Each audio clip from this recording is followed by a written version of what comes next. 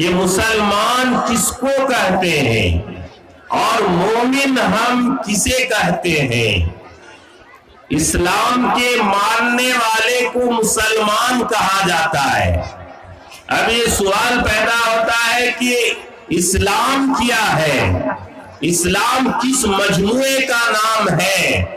تو ہم قربان جائیں اللہ وحدہ لا شریک پر کہ اللہ تعالیٰ نے اپنے محبوب کی خدمت میں حضرت جبریل کو بھیجا، اور حضرت جبریل علیہ السلام نے اپنے محبوب جناب محمد رسول اللہ صلی اللہ علیہ وسلم کی خدمت میں حاضر ہو کر یہ سوال کیا، اخبرنی عن الاسلام،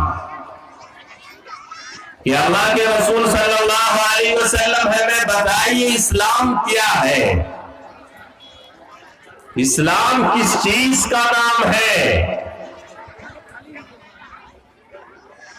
تو جناب محمد رسول اللہ صلی اللہ علیہ وسلم نے جواب دیا، الاسلام ان تشہد ان لا الہ الا اللہ وان محمد رسول اللہ وتقیم الصلاة وتؤتی الزکاة وتصوم رمضان والحج۔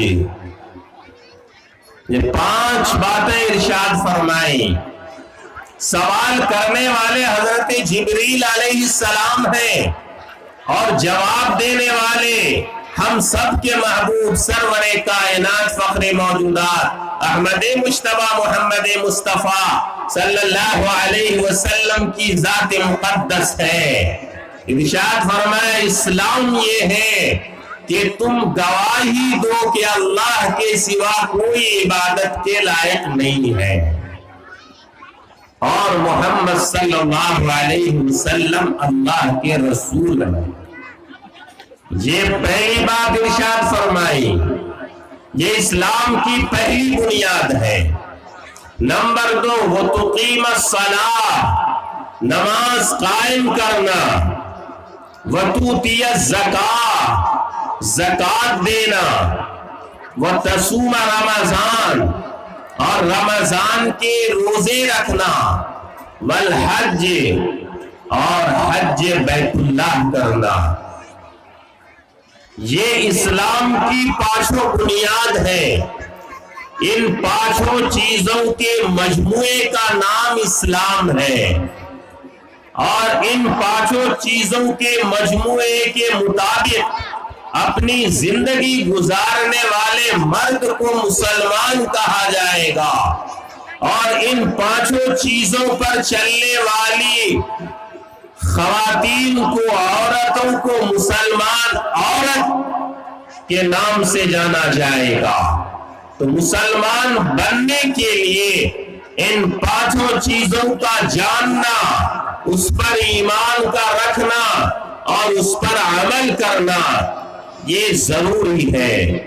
ان 5 چیزوں کے مجموعے کا نام اسلام ہے۔ اب ایمان کسے کہتے ہیں؟ تو حضرت جبریل علیہ السلام نے دوسرا سوال فرمایا، اخبرنی عن الایمان، اے میرے محبوب ہمیں بتائیں ایمان کسے کہتے ہیں، ایمان کس چیز کا نام ہے؟ تو ہم سب کے محبوب سرور کائنات فخر موجودات احمد مجتبی محمد مصطفیٰ صلی اللہ علیہ وسلم نے ارشاد فرمایا، ان تؤمن باللہ وملائکتہ وکتبہ ورسلہ والیوم الآخر وتؤمن بالقدر وخیرہ وشرہ۔ بڑی تفصیل کے ساتھ ہم سب کے محبوب جناب محمد رسول اللہ صلی اللہ علیہ وسلم نے ایمان کی وضاحت فرمائی، اور بغدادی قاعدہ کے اندر، نورانی قاعدہ کے اندر، یسرنا القرآن کے اندر ایمان مفصل میں اسی ایمانیات کا تذکرہ ہے کہ ہر مومن کے لیے ان باتوں کا یاد ہونا بھی ضروری ہے اور اس پر یقین کا بھی ہونا ضروری ہے. اسی کا نام ایمان ہے.